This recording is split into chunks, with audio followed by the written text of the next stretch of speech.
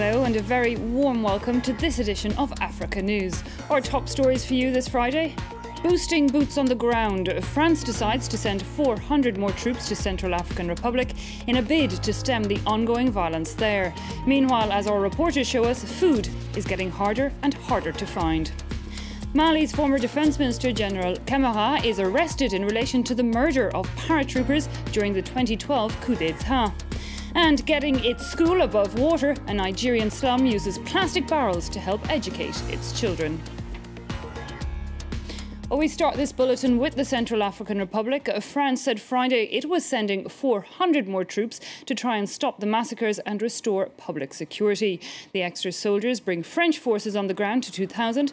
Paris called on the European Union to follow its lead and send soldiers soon. EU Foreign Policy Chief Catherine Ashton said the Union was hoping to put a 1,000-strong force together. Well, France's announcement came as more bodies were found in Bangui. Peacekeepers there uncovered a mass grave at a military camp that had been occupied by Seleka rebels. And as the violence continues unabated, food is getting harder and harder to find. Marketplaces are deserted and supplies of staples have all but stopped. Local farmers find themselves leaving the relative security of refugee camps to try and till the fields, as Catherine Norris-Trent and Sylvain Rousseau report.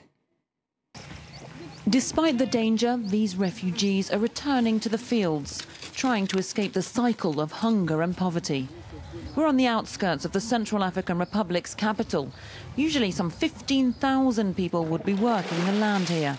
But with violence continuing, they're now just a few hundred.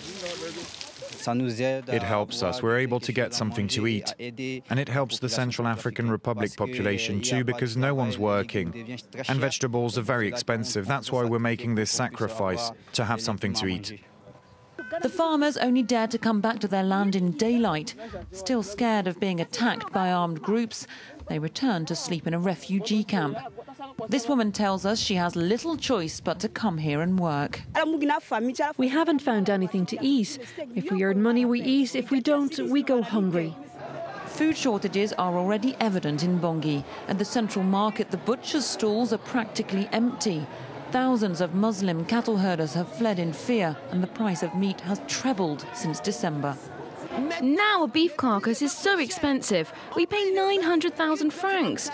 Before it was just 300 or 250,000. Extra supplies are starting to arrive. Dozens of trucks escorted by African Union troops have finally got through by road. The World Food Programme has launched a huge operation on a par with its aid to Syria, aiming to airlift in 1,800 tons of rice on almost daily flights for the next month. There's clearly a food and nutrition crisis looming here in this country at the moment. The whole economy has been seriously disrupted. Traders have left, Muslim cattle herders have left, farmers have hardly been able to produce any food this year. So we're entering a very difficult phase that will last for several months now. Emergency aid is now arriving in the capital Bangui, but in many parts of the country food remains scarce. And with the security situation far from under control, the risk of a food crisis in the Central African Republic remains very real. Well, staying with the Central African Republic, UNICEF has issued a horrifying report saying children are being targeted by militia. Over 100 minors have been murdered since the start of the year, according to their figures. Well, from the UN headquarters, our correspondent, Jessica Mazurier, brought us the details.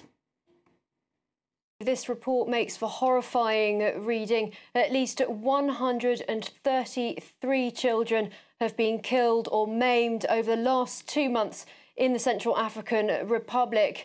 And the most dreadful thing about this is that the report says that they have been intentionally targeted, and that in some cases they've even been intentionally beheaded and maimed. There have been cases where limbs have been chopped off.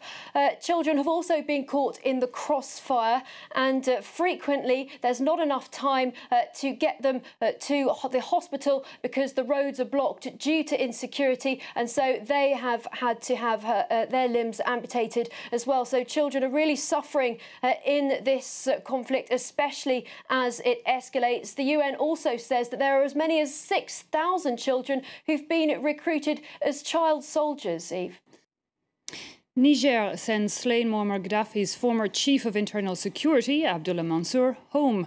Mansour, who was living in exile in Niamey, has been accused by the Libyan government of being involved in the current unrest in the south and planning terrorist acts.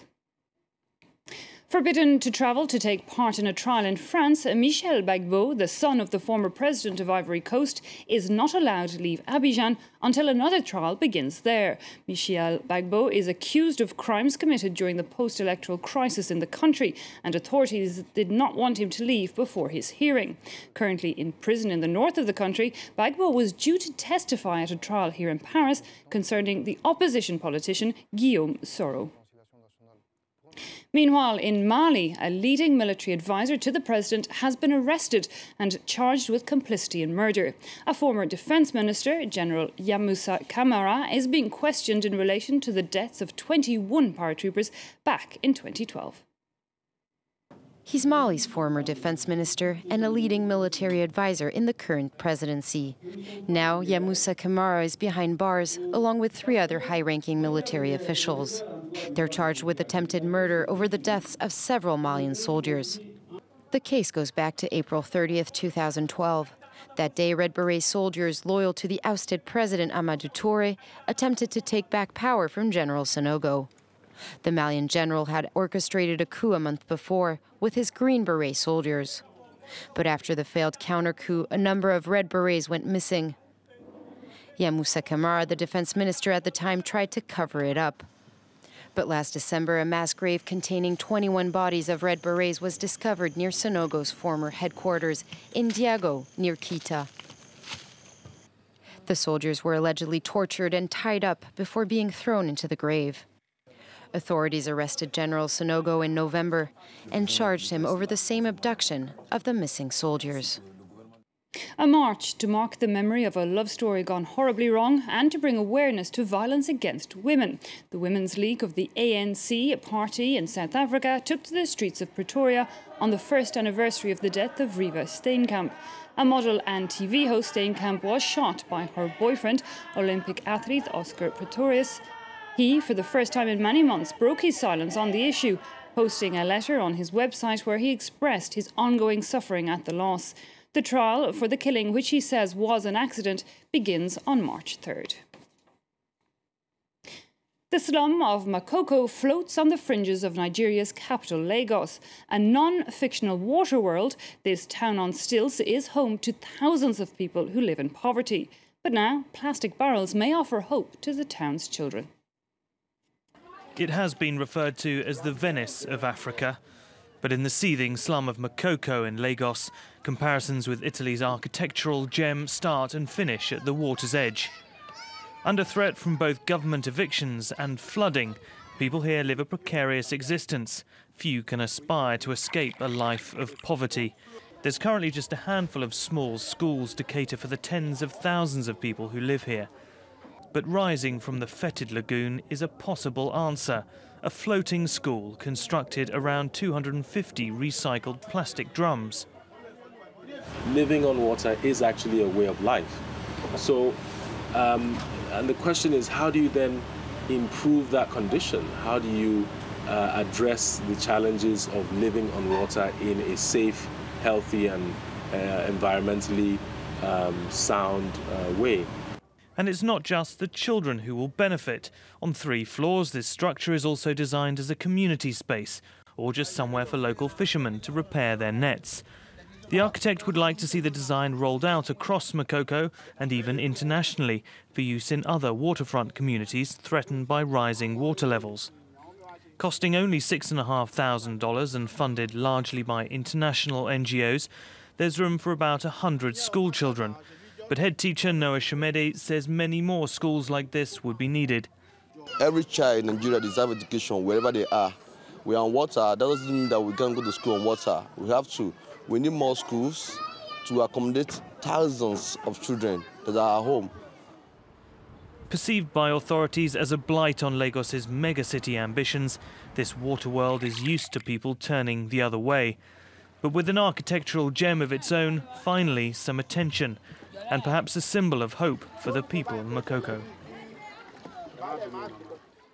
Well, we're going to end this edition of Africa News with the winner of the World Press Photo Award. Entitled Signal, it tells the story of a group of African migrants standing on the shore of Djibouti. They are holding their mobile phones high in the hope of catching an inexpensive signal from neighbouring Somalia. The photograph was taken by American photographer John STANMEYER. And it's with that image that we wrap up this edition. Take care, have a good weekend, and we'll see you again next time.